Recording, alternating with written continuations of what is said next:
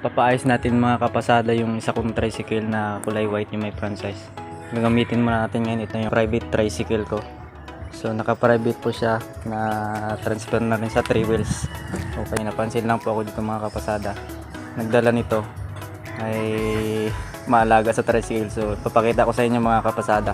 Talaga namang kay gandang pagmasdan. Ang butas nga ng sahig nito ay pinatapalan ng nirab. Talaga namang aking sinubukan, wala ng ingay dyan. At pinalagyan niya na rin ng antina ang likod nito. Sakto sa gusto ko. At sa baba nito may mudguard o mudguard o ano bang tawag dito. Talaga naman kay gandang pagmasdan. Ang aliwalas tingnan, nakakatuwang titigan. Kahit nasa malayo ka, sobrang gwapo. Formado na nga tong tricycle ko. At nung chinik ko yung makina ko, sobrang linis nito. At pinawildingan niya na rin ang mga sira-sira dito. Shoutout nga pala sa gumawa nito. Talagang hindi ako magsisisi kasi inalagaan ng gusto ang tricycle ko.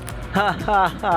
Ako'y nasurpresa. May seatbelt pa. At ang tangke nito napakikinis pa. Hay, pinagmamasdan ko, sobrang ganda. At nung tinanong ko bakit bago na ang takip ng tangke nito, nalaglag nga daw po ito. Kaya binilihan niya na ng bago.